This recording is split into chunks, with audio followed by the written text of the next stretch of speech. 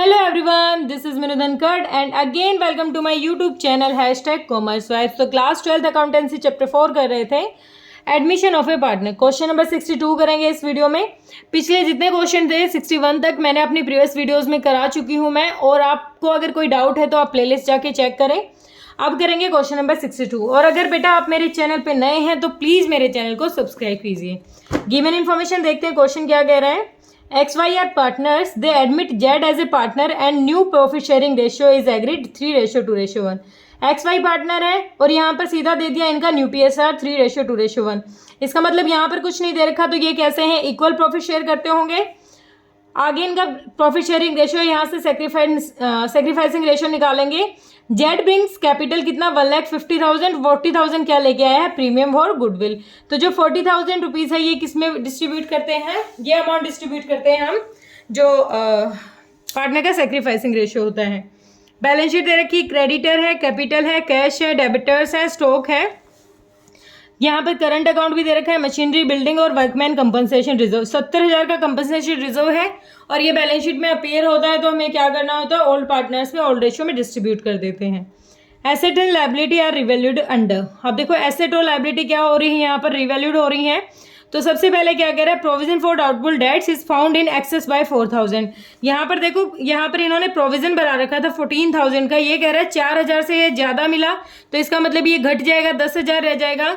और liability decrease होती है तो कहाँ जाएगी, रिवैल्यूएशन अकाउंट की credit side. Building was found under valued by 20%। Building की जो ओरिजिनल वैल्यू थी 2 लाख, ये क्या है 20% से कम दिखा रखी है। ठीक है, तो ये कम है तो हमारी बिल्डिंग की वैल्यू बढ़ जाएगी, एसेट बढ़ जाएगी, तो क्या कर देंगे, credit. Machinery was over valued by 20%। जो मशीनरी की वैल्यू है वो 20% से बढ़ा के लिख रखी है, तो 20% इसमें से डिक्रीज करके इसकी ओरिजिनल वैल्यू लिखेंगे, तो ये क्या हो जाएगी, एसेट डिक्रीज हो जाएगी। Part of stock which had been included at a cost of 10,000 had been badly damaged in storage and could only expect to realize 2,000। 10,000 का जो सामान रखा था स्टोरेज में, उसमें से 2,000 का ही सिर्फ यूज़ करने लायक है, मतलब 8,000 का क्या हो गया, डैमेज हो गया, एसेट हमारी कम हो गई। क्रेडिटर व रिटर्न ऑफ, क्रेडिटर 6,000 से कम हो गए, तो यहाँ पर क्या हो गया, लायबिलिटी कम हो गई है। जनरल एंट्री पास करनी है, तो क्वेश्चन देखें क्या कहता है। पहले हम बनाएंगे रिवैल्यूएशन, या आप वर्किंग नोट में बनाएंगे क्योंकि सिर्फ जनरल एंट्री मांग रखी है हमसे। वर्किंग नोट में क्यों बनाएंगे, क्योंकि रिवैल्यूएशन बनाने से ना जनरल एंट्री बहुत इजी हो जाती है। तो पहले क्या था, सबसे पहली चीज़ दे रखी है, प्रोविजन फॉर डाउटफुल डेट्स था वो 4,000 से ज़्यादा है, तो by provision for doubtful dates कितने से, 4,000 से ज़्यादा है, ज़्यादा दिखा रहे हैं तो वो कम हो गया, तो लायबिलिटी डिक्रीज हो गई है। फिर कहता है building was found under value 20%। देखो ये भी वर्किंग नोट में यूज़ करके, वर्किंग नोट 2, बिल्डिंग की वैल्यू क्या दिखा रहा है, 20% से कम दिखा रहा है, तो बिल्डिंग की ओरिजिनल वैल्यू निकालेंगे हम, तो बिल्डिंग की वैल्यू है 2 लाख। ओरिजिनल वैल्यू निकालेंगे कितनी है, 20% से कम दिखा रहा है, 100 - 20। ओरिजिनल 100% निकालेंगे तो 80 से डिवाइड करो, 0 0 8 से जाएगा, 8 × 16, 8 5 तो कितनी होगी ओरिजिनल वैल्यू, 2,50,000। 2,50,000 होनी चाहिए, लेकिन है कितनी, 2 लाख, तो 50,000 से कम है। इस 50,000 को क्या करेंगे, उसमें ऐड कर देंगे, तो यहाँ पर हमारी बिल्डिंग की वैल्यू बढ़ गई। एसेट इंक्रीज होती है तो कहाँ लिखते हैं, क्रेडिट साइड। बाय बिल्डिंग 50,000, 50,000 से क्या होगी, हमारी बिल्डिंग बढ़ गई है। उसके बाद सेकंड कहता है कि मशीनरी कितनी दिखा रखी है, हमारी ओवर वैल्यूड दिखा रखी है, मतलब ज़्यादा दिखा रखी है। यहाँ पर कम दिखा रखी थी तो 80% निकाल लिया, ज़्यादा दिखा रखी है तो 100 + 20।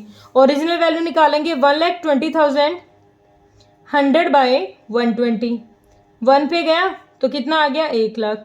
होनी तो चाहिए थी ओरिजिनल 1 लाख, दिखा रखी है 1,20,000, तो 20,000 से क्या कर देंगे, उसको डिक्रीज कर देंगे, तो एसेट कम हो गई, यहाँ पर मशीनरी हो गई है कम, मशीनरी 20,000। रिवैल्यूएशन अकाउंट कहता है कि अगर आपका कोई लॉस हो रहा है, कोई एसेट डिक्रीज हो रही है, लायबिलिटी इंक्रीज हो रही है, तो आप करो डेबिट, क्योंकि ये नॉमिनल नेचर का अकाउंट है। अगर कोई एसेट इंक्रीज हो रही है, लायबिलिटी डिक्रीज हो रही है, तो उसको करो क्रेडिट। ठीक है, ये हुआ क्लियर, हमने कर दिया। आगे क्वेश्चन कहता है कि 8,000 का जो स्टॉक था सिर्फ वो डैमेज हो गया, 2 का ही काम करने लायक है, तो 2 डैमेज स्टॉक कितना हो गया, 8,000 का डैमेज हो गया है। उसके बाद क्वेश्चन कहता है क्रेडिटर्स क्या हो गए, 6,000 से कम हो गए, बाय क्रेडिटर्स, क्रेडिटर्स कम हो गए, लाइबिलिटी कम होगी तो करेंगे क्रेडिट 6,000 रुपये से। टोटल करो कितना हो गया, 50 और 4 54 और 60,000 हो गया हमारा रिवैल्यूएशन यहाँ पर। बैलेंसिंग फिगर करो 60,000, 60,000 में से 28 घटाओ कितना रह गया, 32,000। ठीक है, 32,000 में कैसे डिस्ट्रीब्यूट हो जाएगा, ये ऑल पार्टनर्स को मिलेगा।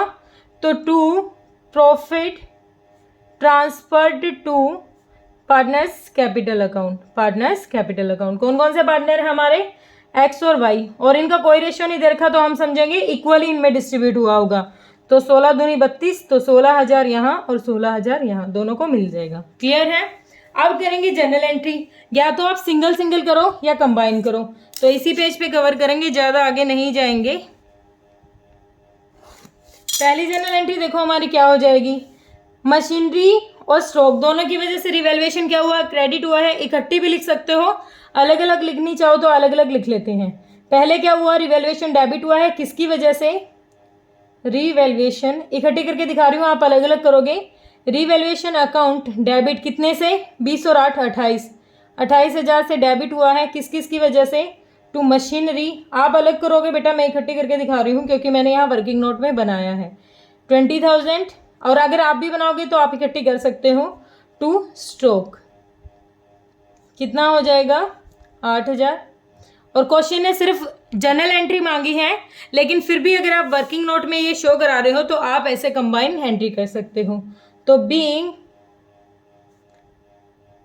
एसेट्स डिक्रीज्ड आर रिकॉर्डेड, जो एसेट डिक्रीज हुई है उनको क्या कर लिया गया है, रिकॉर्ड कर लिया गया है।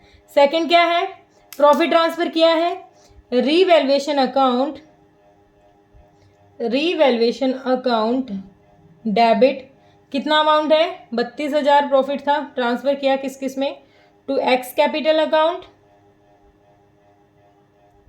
To Y capital account.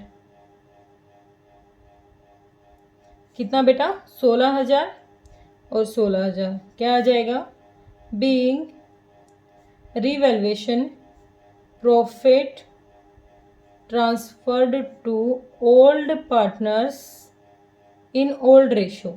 ठीक है, आप ये लिख देना। आगे क्या हो जाएगा, ये हो गया क्लियर।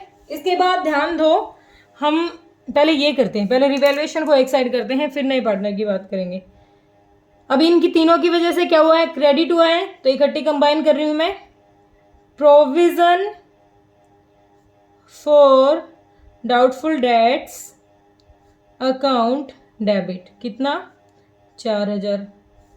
दूसरा क्या है, बिल्डिंग अकाउंट डेबिट, कितना, 50,000। क्रेडिटर्स, आप इनकी सबकी अलग अलग एंट्री कर सकते हो, अकाउंट डेबिट कितना, 6,000। टू क्या हो जाएगा, रिवैल्यूएशन अकाउंट, रिवैल्यूएशन क्रेडिट हुआ है ना इनकी वजह से, रिवैल्यूएशन अकाउंट कितने से, 60,000 से। तो क्या लिखेंगे, being amount of assets increased and liability decreased are recorded, ठीक है, हुआ क्लियर। ये यहाँ तक हमने क्या किया, रिवैल्यूएशन से जो एंट्री बन रही थी जनरल एंट्री वो की है। आप इसकी अलग अलग एंट्री करोगे, revaluation to machine, revaluation to stock, एक अलग एंट्री यहाँ हो जाएगी, ये एज इट इज रहेगी। इसकी 3 एंट्री बन जाएगी, provision for doubtful debts to revaluation, building to revaluation, credit to revaluation. और अगर आप ये बना रहे हो तो अगर आप क्वेश्चन एग्जामिनर भी देखेगा तो भी उसको प्रॉब्लम नहीं होगी, वो एक्सेप्ट कर लेगा। ठीक है, उसके बाद हमारी 4th एंट्री देखो, फॉर्म में पैसा आया है, कौन लेके आया है, जेड लेके आया है। तो कैश अकाउंट डेबिट कितना लेके आया है, 1,90,000, 1,90,000। किस फॉर्म में लेके आया है, टू जेड्स कैपिटल अकाउंट और to premium for goodwill, premium for goodwill. कितना कितना लेके आया है, 1,50,000 और 40,000। Being amount of goodwill and capital. ये बार बार नरेशन में क्यों लिख रही हूँ, क्योंकि आपको आदत रहनी चाहिए, अगर आप नरेशन नहीं लिखोगे तो आप क्वेश्चन में भी भूल जाओगे, पेपर में जब बैठोगे वहाँ भी भूल जाओगे, वहाँ भूल गए तो नंबर नहीं आने वाले। एग्जामिनर कभी नंबर नहीं देता अगर वो नरेशन ना देखे तो। Capital R brought in cash, brought in cash, ठीक है। अब हम क्या करेंगे, इस अगली एंट्री हो जाएगी हमारी कि जो ये आया है प्रीमियम फॉर गुडविल, ये पार्टनर में बांटेंगे। प्रीमियम फॉर गुडविल कितना है, अकाउंट डेबिट 40,000। अब इसके लिए क्या निकालनी पड़ेगी हमें, इसके लिए निकालना पड़ेगा सेक्रीफाइसिंग रेशो। तो ये वर्किंग नोट 3 लेके लिख लेना कैलकुलेशन फॉर सेक्रीफाइसिंग रेशो। तो पहले क्या थी 1/2 में कर रहे थे, अब होगी 3/6 माइनस 3/6 माइनस 2/6। एलसीएम कितना आ गया 6, तो 2 3 जा 6 और 6 तो 1 ही रहेगा तो 3। तो ये तो कुछ नहीं कर रहा, ये सेक्रीफाइस ही नहीं कर रहा। ये देख लेते कितना सेक्रीफाइस करेगा 3 - 2, ये कितना सेक्रीफाइस कर रहा है 1/6। मतलब जितना भी ये नए शेयर के साथ आया है जेड कितने शेयर के साथ आया था 1/6 के, ये पूरा का पूरा किससे लिया है, इसने बी से लिया है। तो ये प्रीमियम का पूरा पैसा भी किसको देगा, सिर्फ जेड इसको बी को मिल जाएगा। टू बीज कैपिटल अकाउंट कितना हो गया 40,000। नरेशन क्या हो जाएगी, being amount of premium for goodwill transferred to sacrificed partners, बड़ा सिंपल सा क्वेश्चन था, कंफ्यूज नहीं होना है। आंसर मैच कीजिए आप एक बार, आंसर में क्या क्या दे रखा है। प्रॉफिट दे रखा है रिवैल्यूएशन का 32,000, हमारा भी 32,000 आया है। उसके बाद एक्स और वाई का इक्वल प्रोपोर्शन था, वो हमने मान ही लिया था। अच्छा, ये हिंट दे रखी है कि रिवैल्यूएशन था बिल्डिंग के 50,000, तो हमारा 50,000 आ गया था। मशीनरी वैल्यू थी 20,000, ये भी हमारी आ गई थी। उसके बाद रिवैल्यूएशन में स्टॉक कितने से डैमेज हुआ था 8,000 से, ये भी। तो सिंपल सा क्वेश्चन था, होप आपको कोई प्रॉब्लम नहीं हुई होगी। अगर फिर भी कोई डाउट लगता है तो आप कमेंट सेक्शन में डालिए, आपके डाउट जरूर लिए जाएंगे। और बेटा अगर आपको मेरी वीडियो पसंद आ रही है तो प्लीज़ मेरे चैनल को सब्सक्राइब तो करिए ही, साथ ही साथ मेरी वीडियोस को शेयर कीजिए। Thank you so much.